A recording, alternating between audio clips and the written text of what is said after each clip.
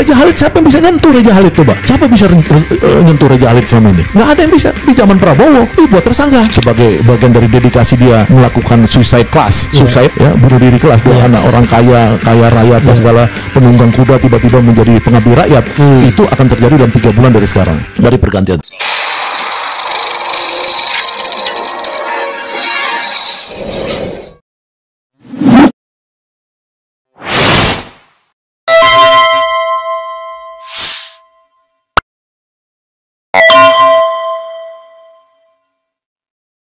Nah, misalkan ketika di ide Prabowo ini kan saya ketemu pertama kali sama Jumhur, ketemu Profesor Dasko, yang tangan kanan 2 orang tadi, 1 tentara 1 sipil kan, yang saya ketemu yang sipilnya. Kan saya tanya sama Pak Dasko sebelum saya berinteraksi dengan Prabowo, saya tanya, bagaimana sih Pak Prabowo sikapnya terhadap pagar laut? Itu zaman Pak Harto nggak ada pantai itu dikuasai swasta. Termasuk Ancol, termasuk apa namanya, semua Pak Harto, Batam apa semua dibuat otorita. Oh iya bang, itu nanti Prabowo akan ambil alih, nggak ada pagar-pagar laut. Pagarnya ya, pagar laut mau dikuasai oleh swasta. Itu janji dia. Oke, saya senang. Yang kedua, bagaimana korupsi? Korupsi kan sekarang udah diumumkan oleh KPK, Deputi KPK waktu itu bidang penindakan mengatakan bahwa korupsi ini sudah 50% di Indonesia zaman itu.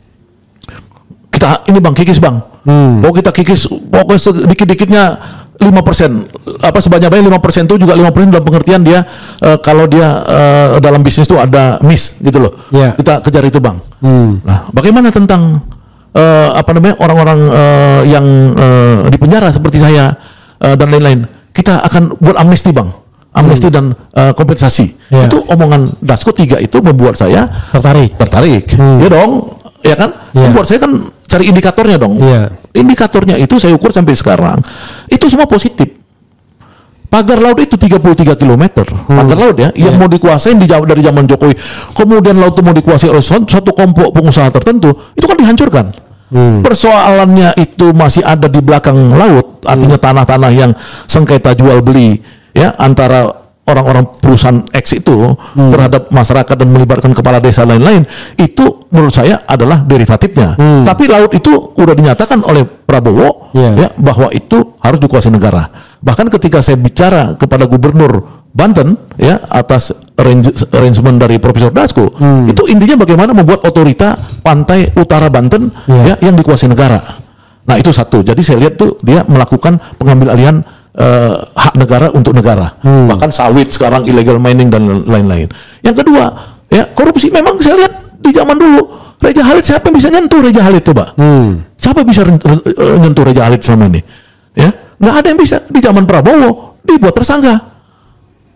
Siapa yang itu yang raja-raja sawit, Raja Timah kemarin di Bangka, dia apa segala, kan dibuat tersangka semua sama Prabowo. Jadi nggak bisa orang bilang Prabowo tidak anti korupsi. Itu sangat anti korupsi. Ini air bah di Indonesia. Tentu dia tidak gampang melawan semua peristiwa itu. Misalnya seperti itu, ya kan? Nah, yang ketiga, orang-orang politik itu, ya itu kan sama Dasko kan didatangin semua.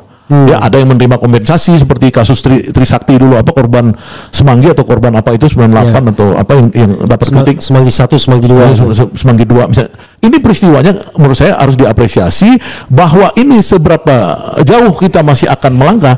Ya kita lihat dong, ini kan baru berkuasa Prabowo baru 10 bulan. Ya kan, kalau dia bisa berkuasa 5 tahun ya nggak didoakan sakit dan meninggal oleh orang-orang yang ambisi menggantikan dia, ya kan? Itu maka harapan ini akan banyak gitu loh. Harapan ini mudah-mudahan 5-10 tahun Indonesia bisa kembali ke arah Indonesia emas tadi gitu loh, Indonesia gemilang. Oke, sobat dan sekalian, saya kan tidak bisa memaksa orang. Saya juga nggak bisa maksa Pak Repli kan, karena Pak Repli kan udah bilang tidak mau bersekutu dengan Prabowo karena Prabowo jadi presiden didukung oleh Jokowi. Ya udah, kan gitu. Ya, sobat dan sekalian, jadi tapi tentu dimanapun kebaikan kan kita harus promosikan. Kan kita juga nggak boleh kemudian wah pengertian tidak itu untuk diri saya, ya kan? Tapi saya tetap mendorong orang-orang yang baik untuk masuk di dalam pemerintahan, termasuk abang kan. Masuk pun tidak apa-apa. Ya, saya kan declare juga sama seperti Pak Repli Harun, saya juga tidak mau masuk di dalam kekuasaan. Jadi saya kan sudah bilang saya tidak akan masuk dalam kekuasaan sampai 2029. Nah, karena biasa di luar. Tapi saya tetap ingin mendorong orang-orang baik. Ngapain kita dorong orang-orang yang masih lingkaran-lingkaran geng Oslo kan? Gitu. Nah kalau soal seperti itu kita sepakatlah bahwa kalau indikator keberhasilan Prabowo pertama itu adalah dia pisah dengan geng Oslo. Baik dengan anak buahnya apalagi kepala gengnya. Nah yang kedua dia bisa mewujudkan janji sosialisme Indonesia ya. Wah ini sosialisme, keadilan sosial bagi seluruh rakyat Indonesia. Oke. Bang Syahganda, terima kasih banyak. Tapi sebelumnya you have a time for closing statement. Terserah mau 2 jam juga boleh. Ya terima kasih. Jadi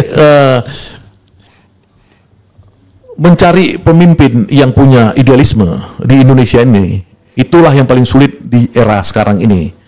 Nah kebetulan presiden kita ini adalah presiden pemimpin dengan idealisme.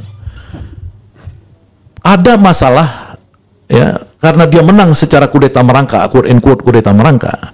Ya dia harus membersihkan benalu-benalu di dalam tubuhnya karena merangka itu kan kayak benalu, ya kan? Nah kalau dia bisa bersih 30% aja, ya kalau menteri-menteri dia yang strategis 30% aja, ya itu dia bisa gantikan dengan orang-orang yang betul-betul dedicated, pekerja keras ya, terutama di sektor-sektor yang dia menciptakan lapangan kerja seperti MBG, kemudian koperasi ya, koperasi Desa Merah Putih. Kalau 80.000 dia bisa nyerap 10 orang per koperasi untuk bekerja, 800.000 lapangan kerja baru. MBG saya udah hitung ya, itu kalau dia bisa itu bisa MBG 500.000 lapangan kerja baru kalau dia serius. Itu udah 1,3 plus yang secara alamiah sekarang. Ya, apalagi kalau dia bisa misalkan masuk di sektor properti secara serius, ya misalkan Marwara Sirait diganti aja itu sama Pak Riamja, misalnya kayak gitu, ya kan? Nah itu dia bisa menciptakan lapangan kerja di sektor perumahan, ya. Kalau sektor perumahan itu dia nggak usah 3 juta, kebanyakan 3 juta 150.000 aja, itu satu rumah, ya itu misalkan 3 orang atau 4 orang bisa bekerja, 600.000 lapangan kerja baru, maka Indonesia gelap hilang, besok itu langsung hilang. Kalau diganti Prabowo menteri-menteri ini. Ya secepatnya, maka 3 bulan dari pergantian menteri itu yang disebut Indonesia gelap, yang versi saya tadi orang hopeless lapangan kerja ya dan lain-lain, itu akan terang, mulai terang. Nah Prabowo sebagai jembatan emas bangsa ini ya, sebagai bagian dari dedikasi dia melakukan suicide kelas suicide ya, bunuh diri kelas, dia anak orang kaya raya apa segala, penunggang kuda tiba-tiba menjadi pengabdi rakyat, itu akan terjadi dalam 3 bulan dari sekarang. Dari pergantian. Terima kasih. Oke, terima kasih Bang Ganda. Luar biasa nih. Saya ingin Anda memberikan tips. Ini tips yang menurut saya untuk saya penting, untuk pemirsa era penting. Apa tips itu? Ya, kalau tipsnya adalah Anda buat tips untuk menilai Prabowo itu seperti apa. Kasih berapa tips yang Anda inginkan biar kita memiliki sebuah pemikiran atau kerangka berpikir yang objektif dan rasional. Silakan. Apa saja tipsnya? Kan Anda ya silakan kalau mau merenung dulu. Seharusnya saya melihat Prabowo seperti ini. Karena kalau cuma kita melihat susunan kabinet, dia ngece-ngece kita, Indonesia gelap. Wah, ini hopeless sepertinya. Tapi barangkali Bang Ganda punya tips untuk itu. Silakan, Bang. Ya, pertama untuk para pemuda ya. Mereka bisa punya kesempatan menurut saya untuk menjemput bola dari ide Prabowo atau udah ini ya mulai action membangun 80.000 koperasi Desa Merah Putih. 80.000 koperasi Desa Merah Putih itu dikendalikan 2 orang yang ideologis, yaitu Ferry Juliantono, ketua harian Satgasnya, dan Zulkifli Hasan. Oh, bukan Budi Ari. Untuk permainan ini saya lihat 2 orang itu yang ideologisnya, artinya biar bisa menyambung kepada pemuda yang saya sebut tadi. Kalau seandainya 80.000 itu oleh pemuda dijemput bola, mereka menjadi pegiat-pegiat koperasi di desa-desa itu, ya maka mereka bisa menjadi pekerja sekaligus belajar bisnis di desa, karena Presiden sudah menekankan bahwa koperasi itu akan menjadi pedagang gas misalkan LPG, ya koperasi akan menjadi apotek di desa, koperasi akan menjadi ikut dalam bisnis-bisnis strategis lainnya. Itu kan artinya perputaran dan peristiwa bisnisnya itu ada di desa-desa, sehingga pemuda-pemuda itu jemputlah bola untuk itu. Nah, yang kedua bagaimana? Satu jemput bola koperasi, ya kan? Yang kedua MBG. Ya, MBG ini kan kelihatan Prabowo kan akan men-scale up kan ininya pencapaiannya. Itu bisa PGRI misalkan, guru-guru ya itu mulai merayu ya kepada Badan Gizi Nasional untuk kembali ke cita-cita awal, agar sekolah-sekolah itulah sebagai tulang punggung dari sukses story-nya makan bergizi gratis. Jadi kantin-kantin sekolah kembali difungsikan sebagai avant-garde untuk menyalurkan. Nah, disitulah nanti produk-produk lokal dan kemudian pemuda-pemuda lokal, ibu-ibu apa segala bisa berpartisipasi membuat sukses story makan bergizi gratis dan lain-lain. Nah, yang ketiga untuk yang kedua partisipasi di MBG makan bergizi gratis. Nah, yang ketiga untuk para mahasiswa ya itu tetaplah kritis ya, karena apa? Karena Pak Presiden itu tetap perlu ditolong dalam pengertian kritik-kritik masyarakat itu sebagai bagian dari civil society harus dia dengar. Ya, jadi kalau mereka demo di istana asal ini ya apa namanya tidak anarkis dan asbun ya, tapi merokok kayak zaman-zaman yang kemarin kan BEM-BEM-nya bagus melakukan kajian-kajian yang serius, itu lakukan aja ya, agar apa? Agar presiden itu kan zaman medsos ini di mana presiden mengatakan dia suka pagi-pagi nonton medsos, ya kan itu tolong itu apa namanya mahasiswa ya itu sebagai avant-garde perubahan besar bangsa ini, lakukanlah gerakan-gerakan sistematis untuk melakukan kritik-kritik di mana dia merasa bahwa Indonesia gelap ini harus dirubah jadi Indonesia terang. Itu tiga tips dari saya. Tiga cukup saya pikir ya. Satu, berpartisipasilah pada pembentukan 80.000 koperasi pemuda-pemuda di desa terutama. Dua, berpartisipasilah dalam makan bergizi gratis untuk guru-guru ya PGRI dan lain-lain sebagainya. Jadi ada aspek bisnisnya juga di sana. Yang ketiga, teruslah kritis untuk mahasiswa kepada mahasiswa terutama dong. Masa kita boleh dong zaman sekarang terutama kepada para mahasiswa agar Prabowo bisa terjaga. Oke. Begitu ya sahabat sekalian, mudah-mudahan kita bisa bertemu lagi. Wassalamualaikum warahmatullahi wabarakatuh. Waalaikumsalam. Keren cadas.